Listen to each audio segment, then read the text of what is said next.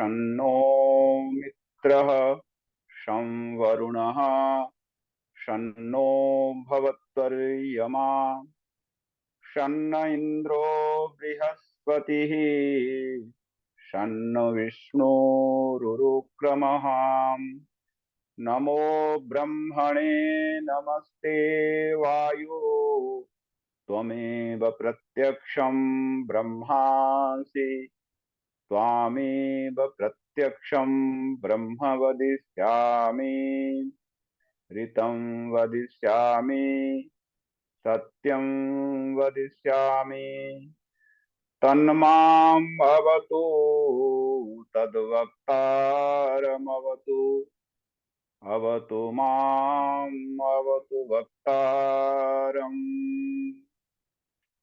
ओम शांति शांति शांति। वयं त्वां स्मरामो वयं त्वां भजामो वयं त्वां जगत साक्षिरूपं नमामः। सदेकं निधानं निरालम्बमीशम् भवाम्भोधिपोतं शरण्यं व्रजामः भवाम्भोधिपोतं शरण्यं व्रजामः।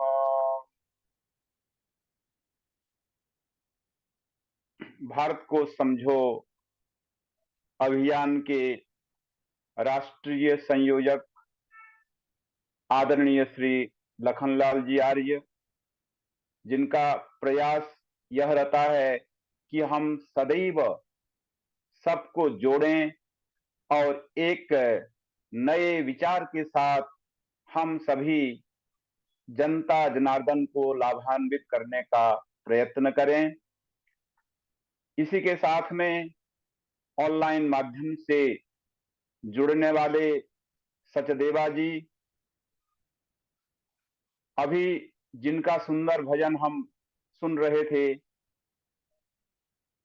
बहन दया आर्या जी, और उनसे पूर्व देशभक्ति का बहुत ही प्रसंगानुकूल गीत प्रस्तुत करने वाली सुमन शर्मा जी, अन्य समस्त प्रबुद्ध श्रोतागण, प्रिय बच्चों, सबसे पहले आप सभी को राष्ट्रीय पावन पर्व गणतंत्र दिवस की बहुत सारी शुभकामनाएं। जो भरा नहीं है भावों से, जिसमें बहती रसधार नहीं, वह हृदय नहीं है पत्थर है, जिसमें स्वदेश का प्यार नहीं, जिसमें स्वदेश का प्यार नहीं। मुझे तोड़ लेना बनमाली, उस पथ पर तुम देना फेंक, मातृभूमि हेतु शीश चढ़ाने, जिस पथ जाएं वीर अनेक। ऐसी बहुत सारी कविताओं के माध्यम से हमारा राष्ट्र का गान भरा हुआ है। तन समर्पित, मन समर्पित और यह जीवन समर्पित, चाहता हूं देश की धरती तुझे कुछ और भी दूं। आज का जो यह पावन पर्व है, गणतंत्र का पर्व, यह जनता के द्वारा, जनता के लिए, जनता का शासन, यही गणतंत्र है, यही लोकतंत्र है। तो देशभक्ति की बहुत सारी चर्चा हो रही थी भजनों के माध्यम से, हम देशभक्ति का आनंद ले रहे थे। और चूंकि जैसा कि हमारे राष्ट्रीय संयोजक जी ने मुझे ये आदेश किया है कि मर्यादा पुरुषोत्तम श्री रामचंद्र जी के बारे में मुझे कुछ अपनी बातें रखनी है, तो मर्यादा पुरुषोत्तम श्री राम जी के जीवन प्रसंग को जब हम देखते हैं, अवलोकन करते हैं, चिंतन करते हैं, तब हमको मालूम पड़ता है कि उनके अंदर कितनी अधिक देशभक्ति की भावना कूट कूट कर भरी हुई थी। लंका विजय का वह प्रसंग है जब उन्होंने जो तीनों लोगों को जीतने वाला, कुबेर को परास्त करने वाला, यहां तक कि महाप्रतापी मांधाता को भी चुनौती देने वाला रावण, उस रावण को मर्यादा पुरुषोत्तम श्री रामचंद्र जी ने मारा, उसका वध किया।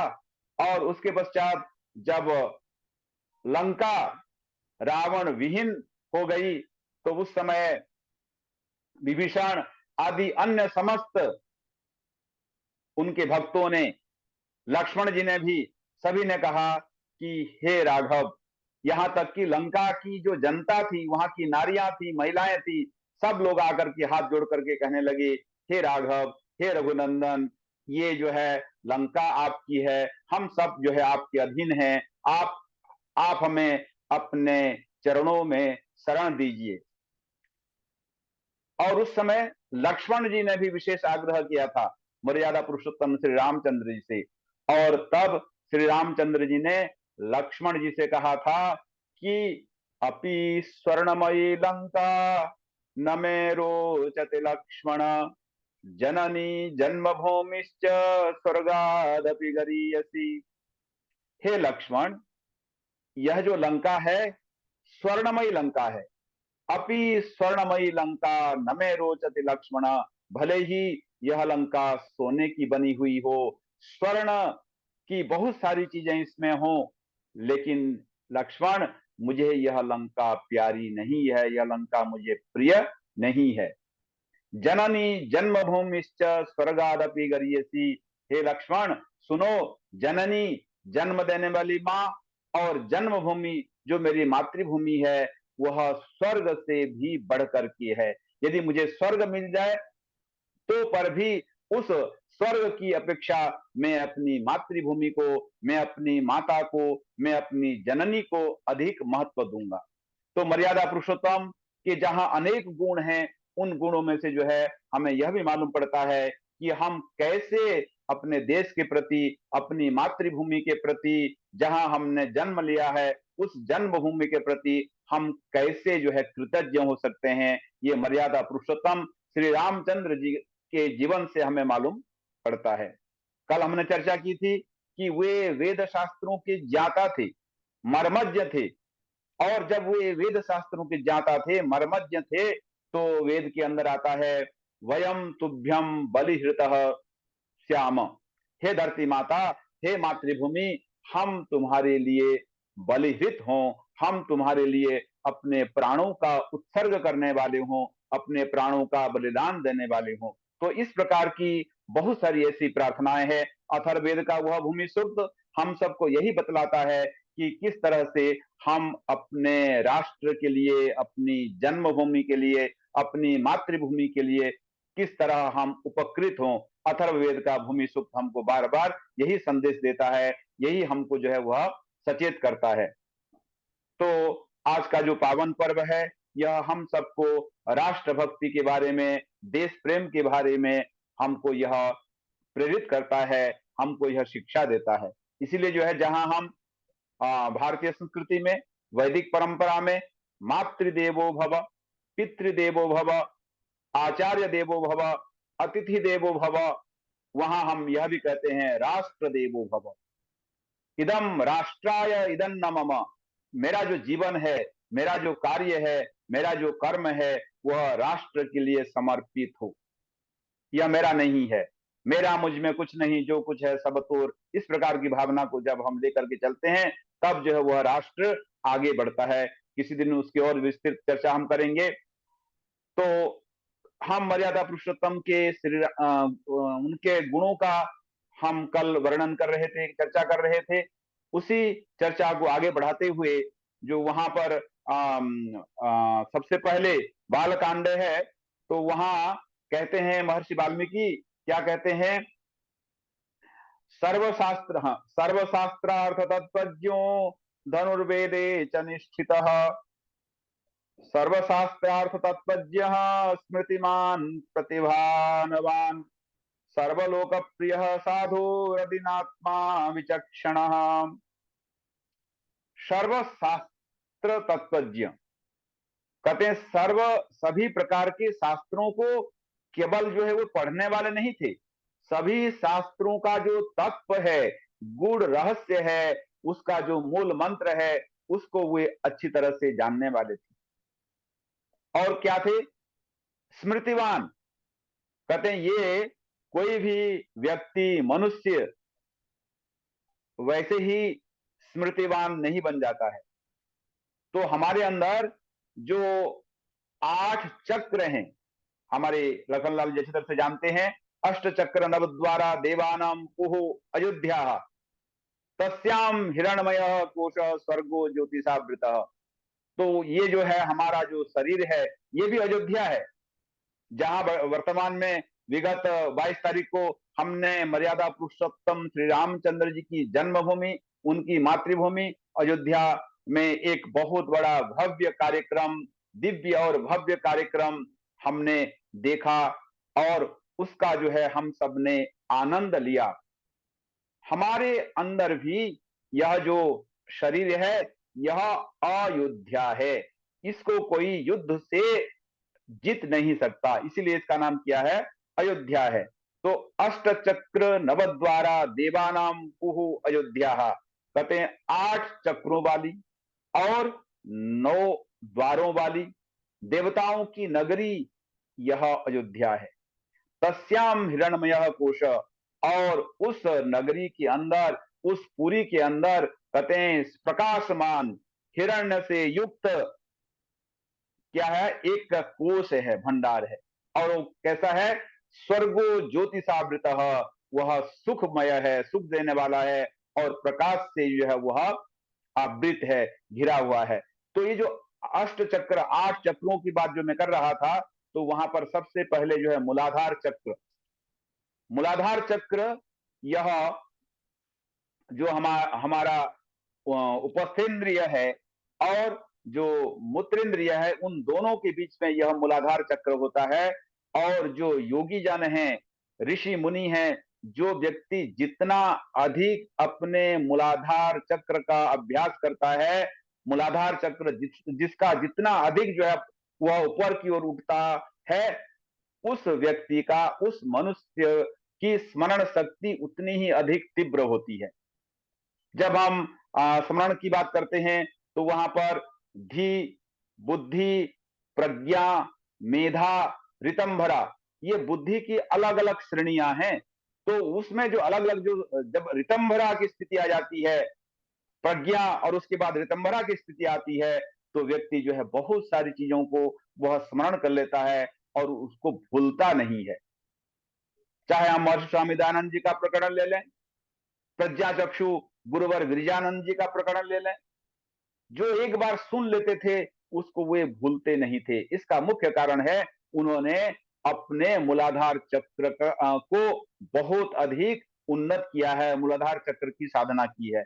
तो मर्यादा पुरुषोत्तम श्री रामचंद्र भी स्मृतिवान थे, अर्थात उन्होंने मूलाधार चक्र की साधना की थी, उसको उन्होंने उन्नत किया था। और इसीलिए वे क्या है? स्मृतिवान तो थे ही थे, प्रतिभानवान, कहते अत्यंत मेधा से युक्त थे, और सर्वलोक प्रिय, सभी लोग जो है उनको आदर करते थे, स्नेह की दृष्टि से देखते थे, सभी के लिए वे प्रिय थे। और कैसे थे? साधु स्वभाव वाले, सज्जन स्वभाव वाले। हमारे नीतिकारों ने कहा, मनस्येकम वचस्येकम कर्मण्येकम महात्मनाम, मनस्यन्यत वचस्यन्यत कर्मण्यन्यत दुरात्मनाम। साधु का लक्षण क्या है? असाधु का लक्षण क्या है? तो कहते हैं मनस्येकम वचस्येकम कर्मण्येकम महात्मनाम। जो महात्मा होते हैं, साधु प्रवृत्ति के लोग होते हैं, साधु प्रकृति के लोग होते हैं, उनका जो है मनसा वाचा कर्मणा एक ही व्यवहार होता है, एक ही प्रकार का उनका आचरण होता है। और जो असाधु प्रवृत्ति के लोग होते हैं, मनसी अन्यत, मन में कुछ और, वचसी अन्यत, वचन में कुछ और, कर्मणि अन्यत, और कर्म में कुछ और। किंतु मर्यादा पुरुषोत्तम साधु थे, मन में, वचन में और कर्म में एक रस थे, अधीनात्मा। और कहते हैं, जैसा कि हम वेद के अंदर, नीति शास्त्रों के अंदर पढ़ते हैं, चिंतन करते हैं, कि उदार चरिता नाम तो वसुधैव कुटुम्बकम, वसुधैव कुटुम्बकम की बहुत चर्चा हो रही है अभी। जब से परसों हमारे लखनलाल जी चर्चा कर रहे थे, मोदी हैं तो मुमकिन है। तो जो G20, जो G20 का हमारे देश में जो एक बहुत बड़ा सम्मेलन हुआ, इस सम्मेलन में उसका मुख्य ध्येय यही था, वसुधैव कुटुम्बकम। और जिसका हृदय उदार है, जिसका चित्त सभी के लिए है, जिसके अंदर परोपकार की भावना है, उसके लिए सारा विश्व एक है। पूरा संसार, पूरी वसुधा एक परिवार की तरह है। मित्रस्य हम चक्षुषा सर्वाणि भूतानि समीक्षे, मैं समस्त प्राणियों को मित्र की दृष्टि से देखूं। एक प्रसंग मुझे याद आ रहा है। अभी सम्मान्य दया बहन जी ने बहुत सुंदर भजन गाया और उस भजन के माध्यम से स्वामी उमानंद जी का जिक्र किया। मेरे लिए बहुत ही सौभाग्य की बात है, बहुत ही गर्व की बात है कि स्वामी उमानंद जी के मैंने दर्शन किए हैं और उनका जो गुरुकुल है झज्जर, उस गुरुकुल झज्जर में भी जाने का मुझे सौभाग्य प्राप्त हुआ। और जब हम छोटे थे, मेरठ में थे, पढ़ रहे थे, तो स्वामी उमानंद जी महाराज अनेक बार आते थे मेरठ, और वहां पर पंडित इंदिराज जी थे, तो पंडित इंदिराज जी के यहाँ भी अनेक बार उनका आना होता था। हम उनके दर्शन करते थे और चरण स्पर्श करके उनका आशीर्वाद लेते थे। तो उमानंद जी का जो है जिक्र किया,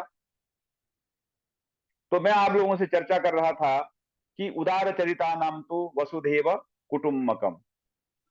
वेद कहता है, यत्र विश्वम भवत्येक नीडम, जहां पर सारा संसार आकर के एक घोंसले की भांति रहने लगता है, ऐसी विचारधारा यदि कहीं है तो ये वैदिक संस्कृति में है। और उसी वैदिक संस्कृति का पोषण करने वाले थे मर्यादा पुरुषोत्तम श्री राम जी। सर्वदाभिगतः सद्भिः समुद्र इव सिन्धुभिः आर्यः सर्वसमश्चैव सदैव प्रियदर्शनः। एक सबसे बड़ी बात यहाँ हमको देखने को समझने को मिलती है कि मर्यादा पुरुषोत्तम जी के बारे में प्रियदर्शन शब्द का बहुत बार प्रयोग हुआ है। वे सभी को प्रिय लगने वाले हैं, सभी को जो है प्रिय दिखाई देने वाले हैं। सर्वदाभिमतः सद्भिः, मर्यादा पुरुषोत्तम सदैव जो सज्जन हैं, उन सज्जन पुरुषों का संग करते थे। समुद्र एवं सिंधु भी, जैसे समस्त नदियां समुद्र में जाकर के एकत्रित हो जाती हैं, इसी प्रकार जितने भी सज्जन थे, वे सारे के सारे सज्जन मानो श्री राम के स्वभाव में आकर के वे अपने आप को धन्य मानने लगते थे। आर्य सर्व समश्चैव सदैव प्रियदर्शन, बहुत बड़ी बात यहाँ पर कही। आर्य, रीगतो धातु से आर्य शब्द निष्पन्न होता है, आर्य शब्द की उत्पत्ति होती है। तो आर्य, अहम भूमिम अददाम आर्याय, ये वेद के अंदर है कि मैंने जो है यह जो धरती है, यह जो भूमि है, यह मैंने आर्यों के लिए प्रदान की हुई है, ऐसी परमपिता परमेश्वर की कल्याणी वाणी है। तो अनेक बार रामायण में यह प्रसंग आता है, चाहे सीता जी कहती हो या कोई, उनको आर्य शब्द से जो है व्यवहार किया गया है, आर्य शब्द से संबोधन किया गया है। आर्य सर्वमश्चैव, वे आर्य गुणों से संपन्न थे, क्योंकि जो व्यक्ति वेद वेदांग दर्शन इत्यादि शास्त्रों का अध्ययन करेगा, उसका विचार श्रेष्ठ होगा, उसका आचरण श्रेष्ठ होगा।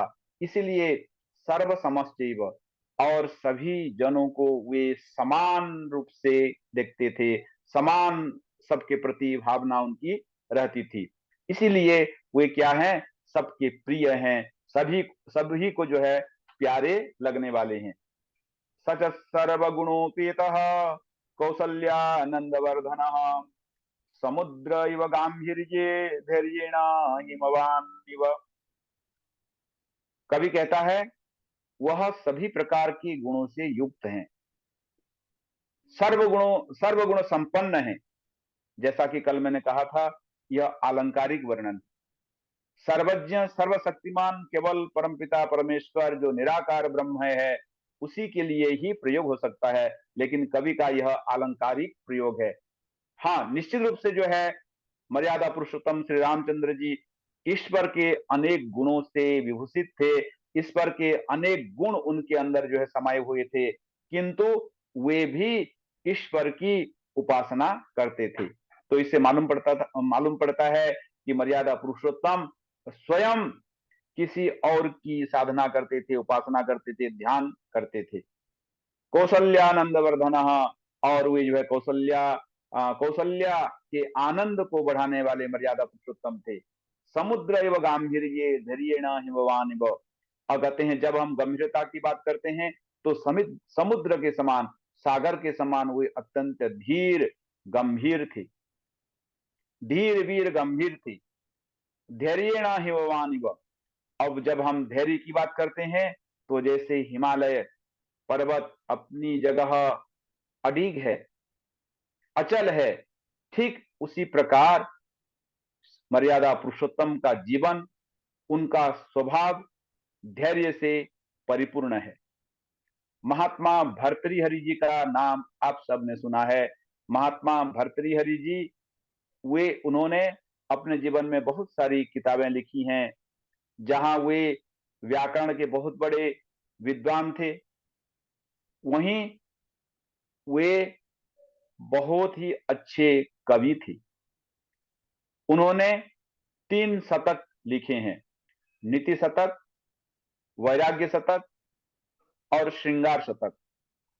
नीति शतकम में एक जगह लिखते हैं, धैर्यम यस्य पिता क्षमा च जननी शांतिश्च सद्गेहिनी सत्यम मित्रमिदं दया भगिनी भ्राता मनः संयमम् शय्या भूमितलं दिशोऽपि वसनम् शय्या भूमितलं दिशोऽपि वसनम् ज्ञानामृतं भोजनम् एते यस्य कुटुम्बिनो वद सखे कस्माद् भयं योगिनः। ऐसे योगी थे मर्यादा पुरुषोत्तम। धैर्यम यस्य पिता, कहते हैं धैर्य जिसके पिता हूं, क्षमा च जननी, और माता जिसकी क्षमा हो, शांतिश्च सद्गेहिनी, और शांति जिसकी पत्नी हो, सत्यम मित्रम, और सत्य जिसका मित्र हो। धैर्यम यस्य पिता क्षमा च जननी शांतिश्च सद्गेहिनी सत्यम मित्रमिदं दया च भगिनी, और दया जिसकी बहन हो। भ्राता मनः संयम, और मन का संयम करना, मन को नियंत्रित करना, मन को कंट्रोल करना जिसका भाई हो। शय्या भूमि तलम, और जो धरती तल है जिसकी शैया हो। दिशोपि वसनम, दिशाएं जिसके वस्त्र हो। ज्ञानामृतम भोजनम, और ज्ञान रूपी अमृत ही जिसका भोजन हो। एते यस्य कुटुम्बिनो बद सखे, ये सब के सब जिस व्यक्ति के परिवार के जन होंगे। कस्माद् भयम योगिनः, ऐसा जो योगी होगा, ऐसा जो महापुरुष होगा, उसको किस प्रकार का भय होगा, किस प्रकार का डर उसको सताएगा। तो मर्यादा पुरुषोत्तम श्री रामचंद्र जी ऐसे योगी थे। जब वहां पर युद्ध कर रहे हैं दंडकारण्य में वहां पर खर तुषण जैसे बलशाली राक्षस और उनके साथ बहुत सारे और राक्षस, उनके साथ जब अकेले युद्ध करते हैं, उन्होंने लक्ष्मण को कहा, लक्ष्मण तुम जो है देवी सीता को देखो, मैं अकेले इनके साथ निपट लूंगा। और जब उनके साथ युद्ध करते हैं तो किंचित भी विचलित नहीं होते हैं। ऐसा उनका जो है धैर्य है। आगे कहते हैं, विष्णुना सदृशो वीर्ये सोमवत प्रियदर्शनः, प्रियदर्शन शब्द जो है बारंबार प्रयोग हुआ है मर्यादा पुरुषोत्तम जी के लिए। विष्णुना सदृशो वीर्ये सोमवत प्रियदर्शनः। और जब पराक्रम की बात हम करते हैं तो उनके अंदर विष्णु जैसा पराक्रम दिखाई देता है। और विष्णु किसको कहते हैं? मर्यादा, हाँ, महर्षि स्वामी दयानंद जी ने सत्यार्थ प्रकाश के अंदर इस बात का स्पष्ट उल्लेख किया है कि विष्णु किसे कहते हैं। विश्री व्याप्तो धातु से विष्णु शब्द बनता है, निष्पन्न होता है।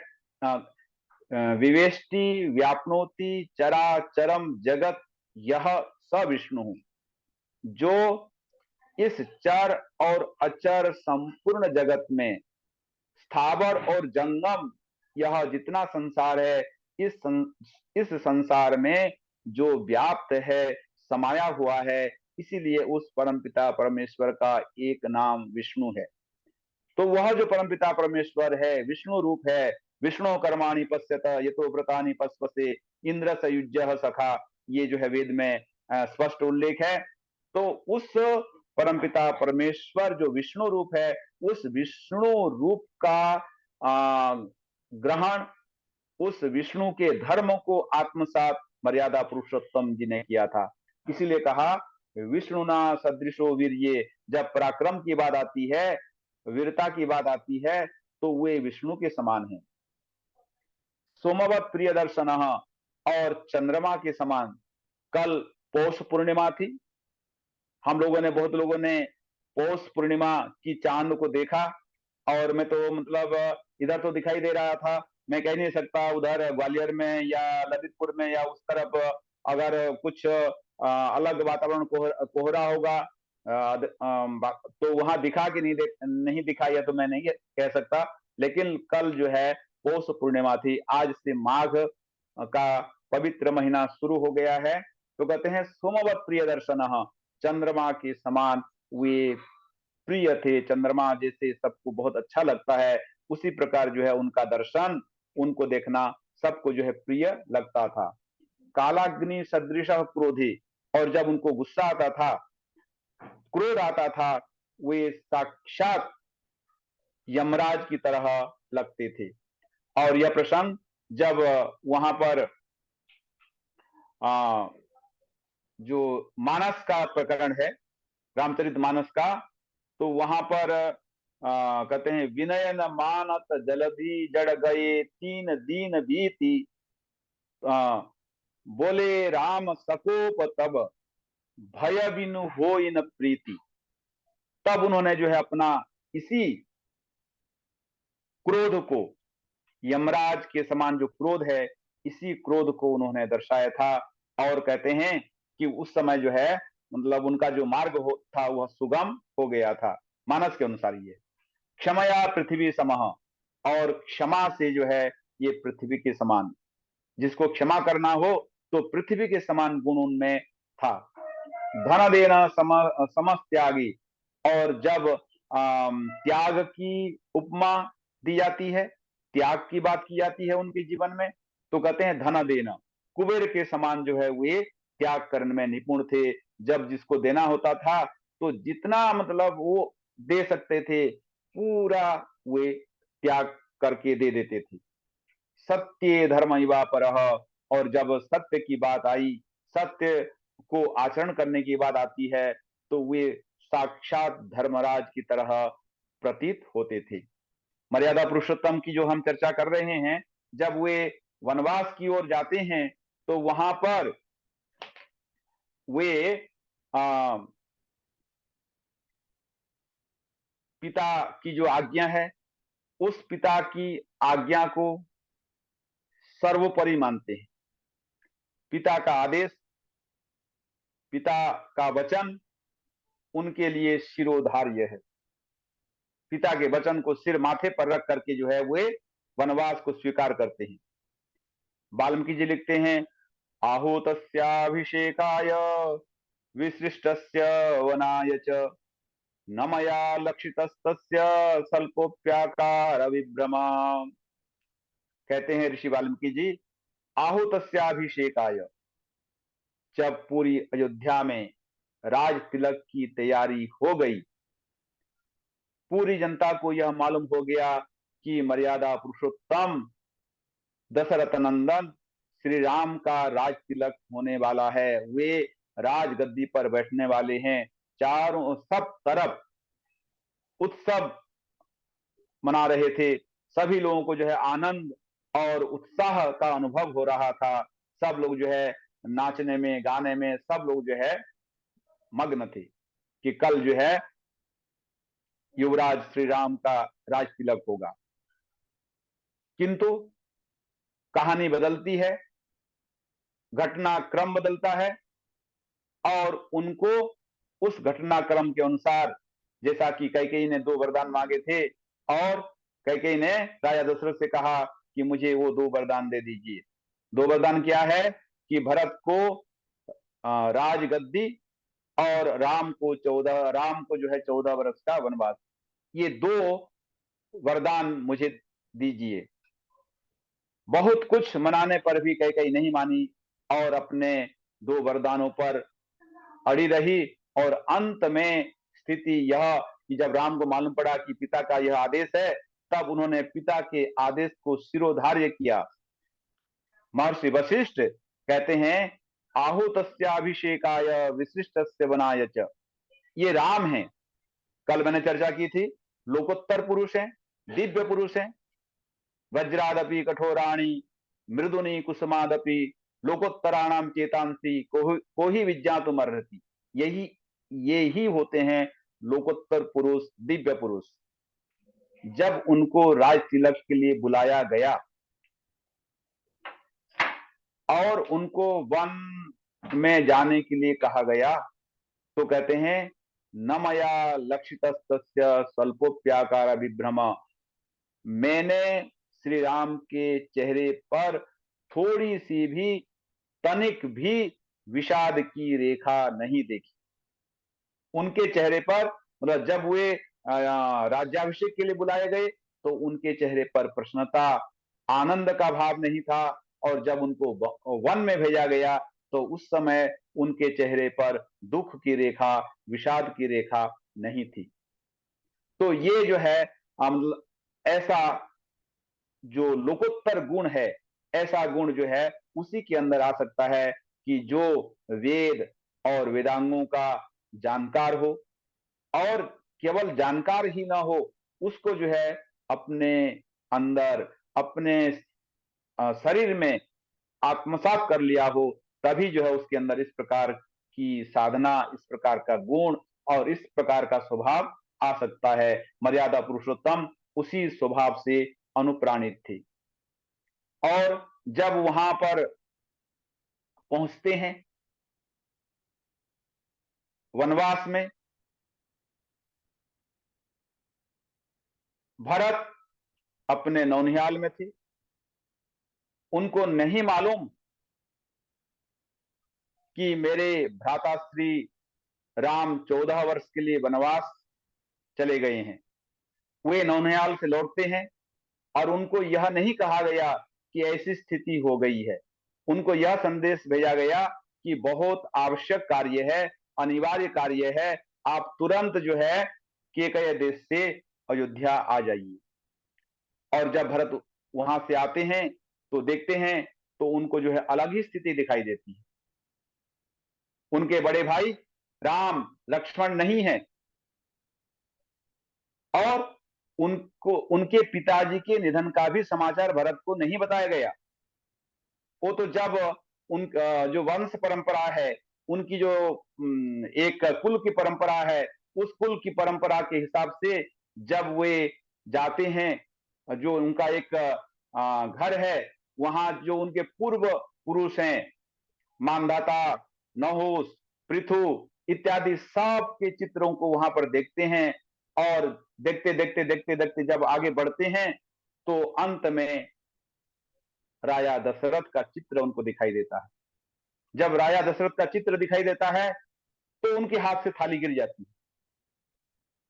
तब उनको मालूम पड़ता है कि मेरे बड़े भ्राता राम के वियोग में मेरे पिताजी ने प्राण त्याग दी। और तब उनके अंदर जो है एक ग्लानि होती है, पश्चाताप होता है। देखिए यहाँ पर हम थोड़ा सा चिंतन करें।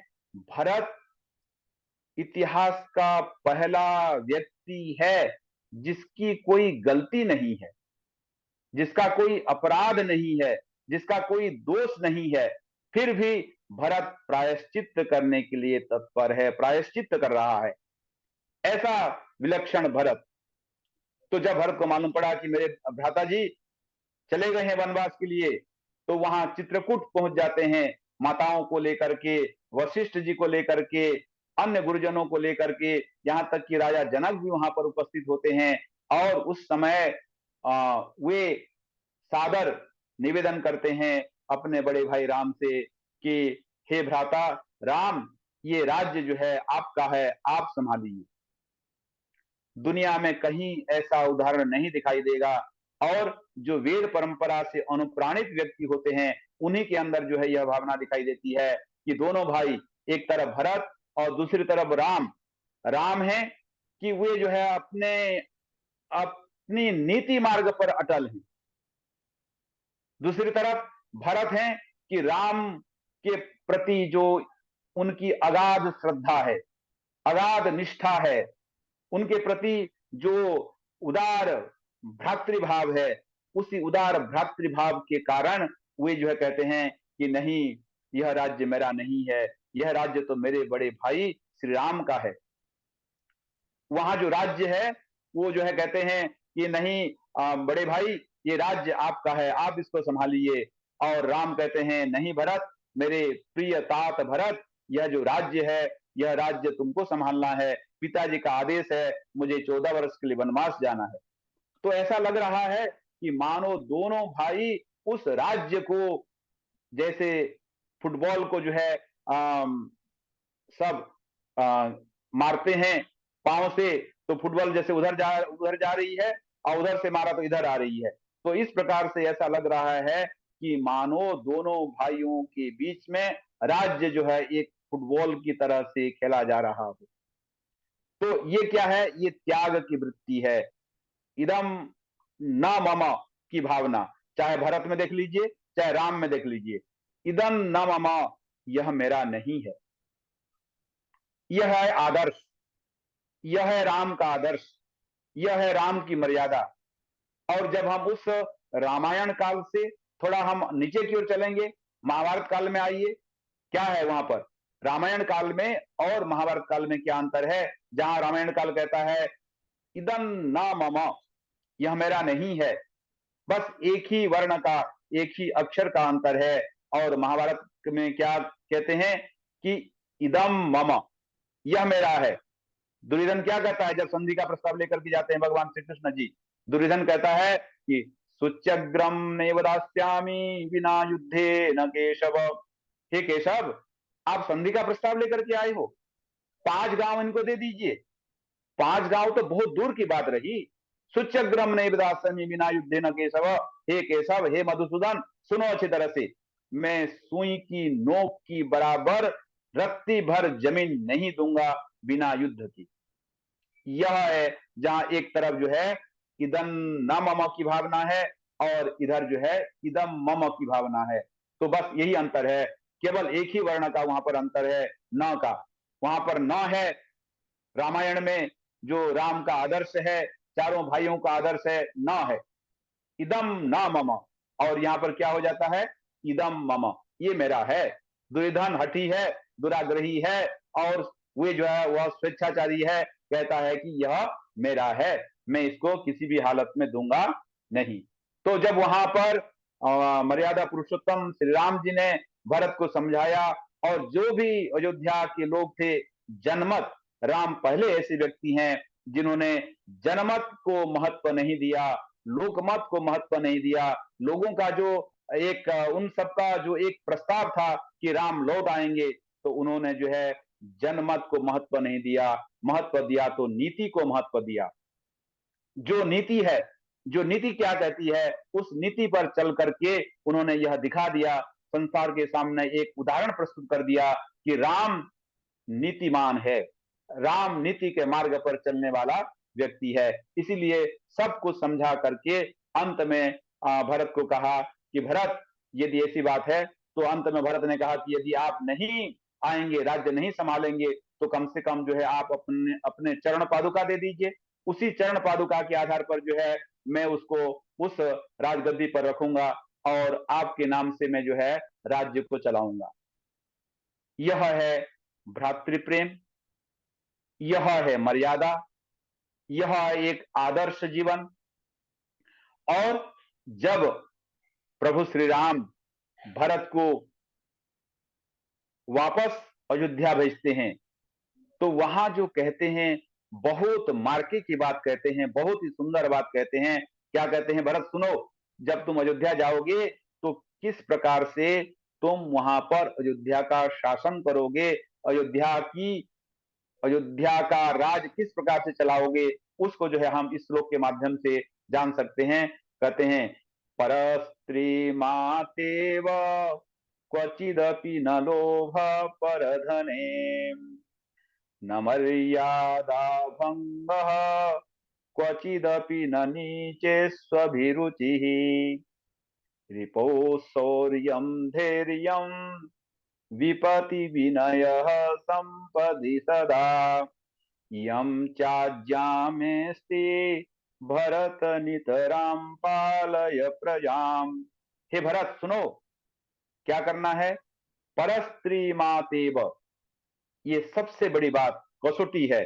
परस्त्री मातेव, भरत सुनो, जब तुम वहां पर राज करोगे, राजगद्दी को संभालोगे, तो तुमको ध्यान देना है कुछ प्रमुख बातें। क्योंकि राम बड़े नीतिमान थे, बहुत बड़े विद्वान थे, बड़े क्रांतिदर्शी थे, बड़े मनस्वी थे, बड़े चिंतक थे, बड़े विचारवान थे। तो उन्होंने कहा परस्त्री मातेव, ध्यान रखना, जो पराई स्त्री है, सदैव पराई स्त्री को तुम माता के समान देखना। मातृवत परदारेषु परद्रव्येषु लोष्टवत। भरत कहते हैं, जो पराई स्त्री है, दूसरों की जो पत्नी है, बेटी है, बहन है, तो उसको तुम माता की तरह से, माता की दृष्टि से देखना। परद्रव्येषु लोष्टवत, और कहते हैं दूसरों का जो धन है, दूसरों के धन को तुम मिट्टी के ढेले की तरह से देखना। परस्त्री मातेव क्वचिदपि न लोभ परधने, जो दूसरों का धन है, उस दूसरों के धन में थोड़ा सा भी लोभ तुम्हारे अंदर नहीं आना चाहिए। इसको ध्यान रखो भरत। न मर्यादा भंग, और जो मर्यादा है, जो हमारी कुल की परंपरा है, बड़ों के साथ कैसा व्यवहार करना है, प्रजा के साथ कैसा व्यवहार करना है, अपने से छोटों के साथ कैसा व्यवहार करना है, तो जो एक मर्यादा है, उस मर्यादा का तुमको यथावत पालन करना है।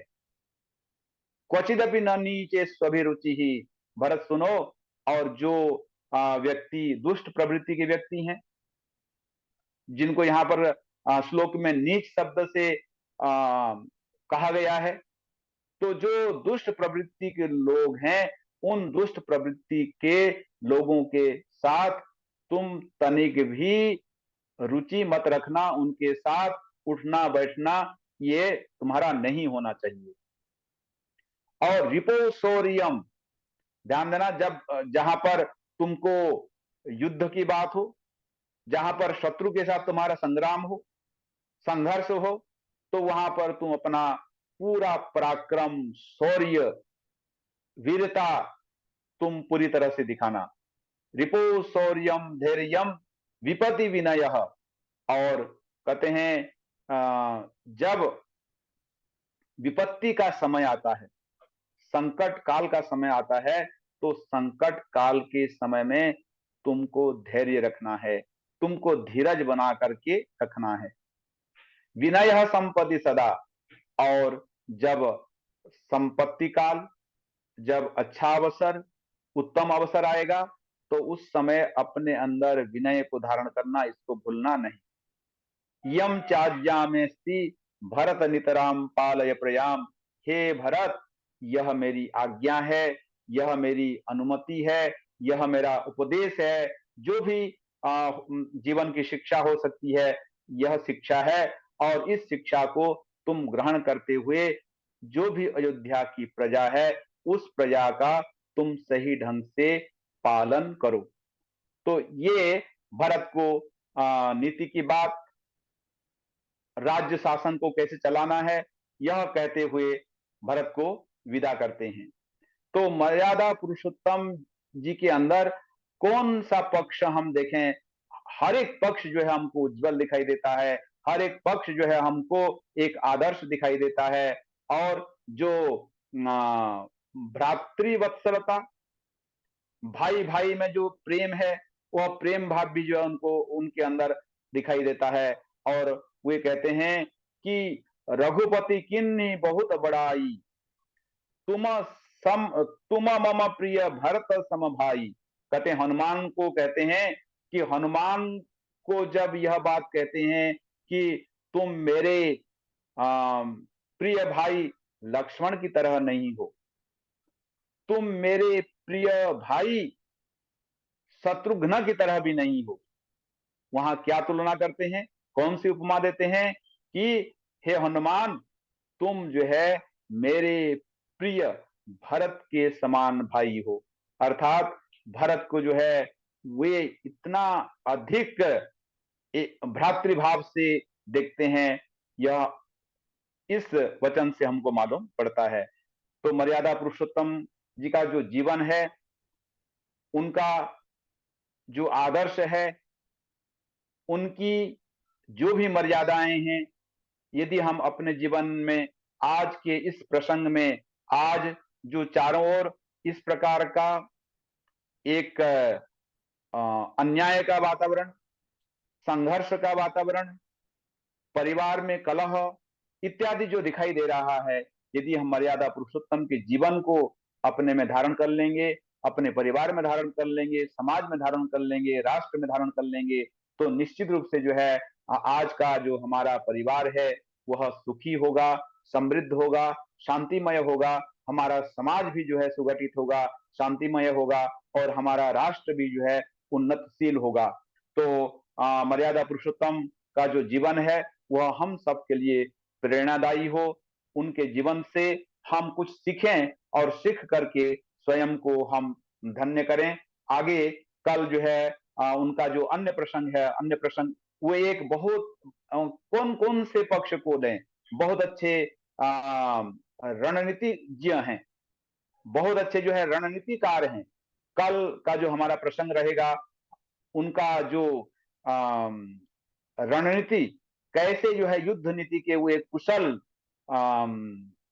एक निपुण, युद्ध कला में, युद्ध नीति में कैसे वो निपुण थे, इसकी चर्चा हम कल करेंगे। इन शब्दों के साथ आप सबका मैं धन्यवाद करते हुए आज अपनी वाणी को विराम देता हूं। आप सबका बहुत बहुत धन्यवाद। ओम।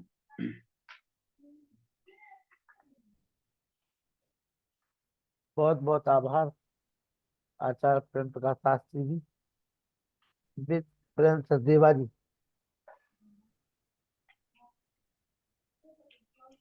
ओम। ओम। नमस्ते लखनलाल जी।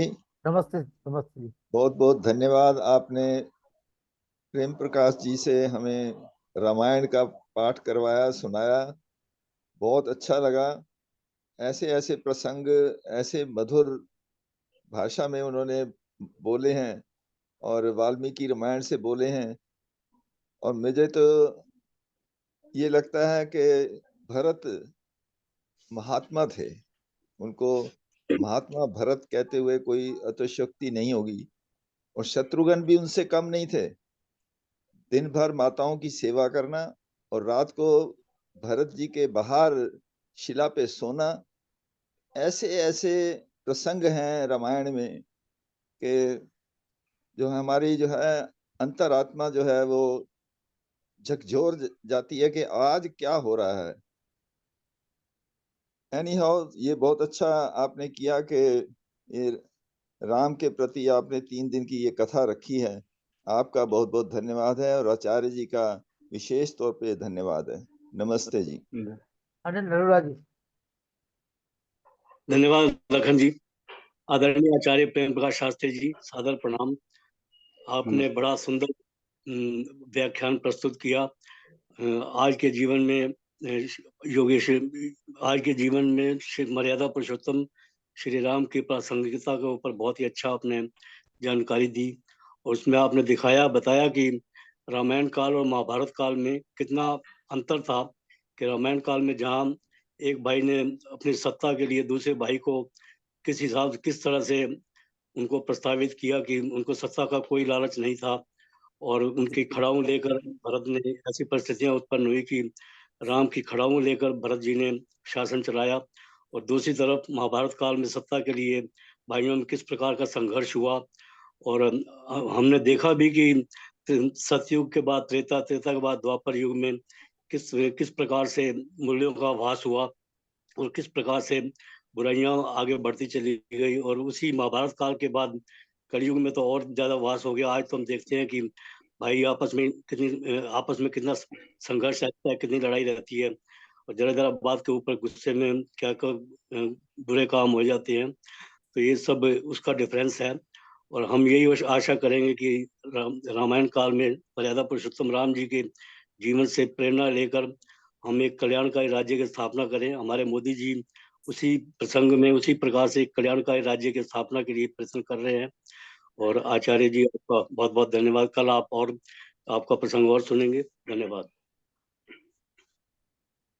डॉक्टर व्यासानंद शास्त्री जी, केवल 2 मिनट 3 मिनट। ओम यतो यतः समीहसे ततो नो अभयं कुरु सन्नः कुरु प्रजाभ्यो अभयं नः पशुभ्यः। ओम शांति शांति शांति। आज के प्रसंग में आचार्य प्रेम प्रकाश शास्त्री जी ने राम के उन उदात्त गुणों को हम लोगों के बीच रखा है, जो अपने आप में बड़ा ही महत्वपूर्ण और प्रेरक है। इसके लिए आचार्य श्री को बहुत बहुत धन्यवाद और आभार। और इसके साथ ही साथ राम को आर्य कहा गया है। दशरथ भी आर्य थे, इसलिए उन्हें आर्यपुत्र के नाम से संबोधन करती हुई सीता बार बार उच्चारण करती है, संबोधन करती है आर्यपुत्र का। आर्यपुत्र माने आर्य का पुत्र, दशरथ के पुत्र तो आर्य का पुत्र। इसका मतलब उनकी पीढ़ियां आर्य हैं। और इसके साथ ही साथ उनकी 52 पीढ़ियों में आर्यत्व गुण रहा है। जो कहते थे वे करते थे। पूर्ण सज्जनता का जो भाव था, मन वचन कर्म से एक हो जाना, ये ऋषि परंपरा है। और इस परंपरा के उदात्त प्रहरी के रूप में मर्यादा पुरुषोत्तम राम और उनके भाइयों का आदर्श दिखलाई पड़ रहा है। निसंदेह ऐसा भावपूर्ण विवेचन अन्य कवि की नहीं हो सकती। वह कवि मात्र आदि कवि वाल्मीकि हो सकते हैं। और आदि कवि वाल्मीकि ने अपने भावपूर्ण शब्दों में जो श्लोक का पाठ किया और लिखा, वो अपने आप में इतना महत्वपूर्ण और हृदय ग्राह्य है कि राम के समस्त गुणों को आप श्लोकों में पा सकते हैं। और मुख्य रूप से अथर्ववेद के अंदर जो प्रकरण आया है सामणस्य सूक्त का, उस सामणस्य सूक्त को राम मानो एकदम हृदयंगम किए हुए थे। और इस प्रकार से सहृदयं सामणस्य मद्वेषं कृणोमि वः अन्यो अन्यभिर्हर्यत वत्सं जात्मिवाग्नया। ये पहला मंत्र है जिसमें कहा सहृदयं सामणस्य मद्वेषं कृणोमि वः। परमात्मा कहते हैं कि मैं तुझे सहृदयी बनाता हूं और अद्वेषी बनाता हूं। इसके साथ ही साथ जो बर्ताव एक दूसरे से करना, उसी प्रकार से जैसे गौ माता अपने पुत्र सद्यः प्रसूत पुत्र के प्रति प्यार दर्शाती, यही राम का आदर्श है। राम ने अपनी प्रजाओं के लिए यही काम किया है, न केवल भाइयों के लिए, अपनी समस्त प्रजाओं के लिए यह काम किया है। और इतना बड़ा उदात्त गुण जो होते हैं वे महापुरुष ही होते हैं, दिव्य पुरुष होते हैं। और ऐसे दिव्य पुरुष के लक्षण वेदों से वे ग्रहण करते हैं, क्योंकि वो वेदज्ञ हैं, शास्त्रज्ञ हैं और तत्वज्ञ हैं। इन तत्वों को उन्होंने जीवन में धारण किया है। और मातृवत परदारेषु की चर्चा इस रूप में उन्होंने की। अनुव्रत पितु पुत्रो मात्रा बहुत संगमनाः जाया पत्ये मधुमतिं वाचं वदतु शांतिमाम, जो दूसरा मंत्र है। ऐ पुत्र तुम पिता का अनुव्रती बन, तुम माता के साथ समान मन वाला बन, और सदा शांतिमाम जाया पत्ये मधुमतिं, ऐ पत्नी तुम पति के प्रति मधुमती बन। ये सीता के आदर्श इसमें दिखाई पड़ते, और साथ ही साथ सदा शांति कारक वाणी बोला कर। ये राम के सदृश आप दूसरे को नहीं पा सकते। माँ भ्राता भ्रातरम द्विक्षण माँ स्वसान मुत स्वसा सम्यंच सव्रता भूत्वा वाचं वदतु भद्रया। ये तीसरा मंत्र भी राम के जीवन में इतना रच पच गया है कि उसकी चर्चा, उसकी कथा को हम जितना आगे बढ़ाएं उतना ही लगता है कि और बच गया कुछ, और बच गया कुछ। ये राम के अशेष गुण जो कभी शेष ही नहीं हो सकते, इन गुणों को हम लोगों ने श्रवण किया है और आगे भी श्रवण करेंगे। ऐसे ऐ भाई तुम भाई से द्वेष मत कर, ऐ बहन तुम बहन से द्वेष मत कर, और वाचं वदतु भद्रया, सदा कल्याणकारी वाणी का उच्चारण कर। ऐसा जो वेद का भाव है यह अद्भुत है। ये परमात्मा की वाणी वेद ही ऐसा उद्घोष करती है, और इन वाणियों का 100% यदि किसी महापुरुष ने अंगीकार किया हुआ है तो वो मर्यादा पुरुषोत्तम श्री राम है, और उनके भाई हैं, माता सीता हैं। ये तमाम गुण उनके वंशजों में भी दिखलाई पड़ता है।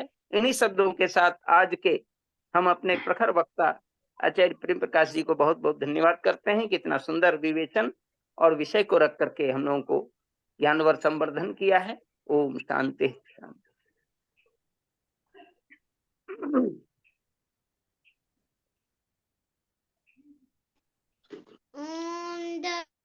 शांति अंतरिक्षं शांति पृथ्वी शांतिराप शांतिरौषधय शांति वनस्पतयः शांति विश्वे देव शांति ब्रह्म शांति सर्वं शांति शांतिरेव शांति सामा शांतिरेधि। ओम शांति शांति शांति। जो बोले सो है सत्य सनातन वैदिक धर्म की जय। गुरु नंद की जय। योगेश्वर महर्षि दयानंद की जय।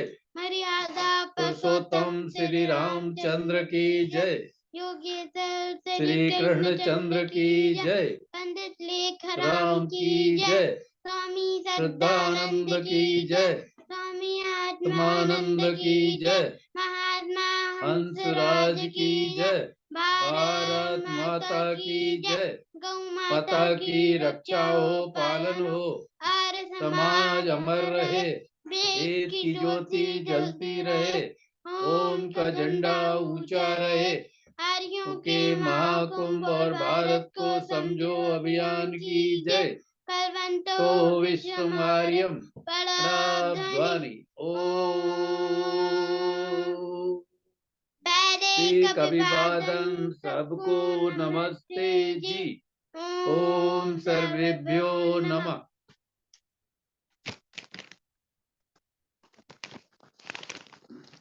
सभी को सादर नमस्ते।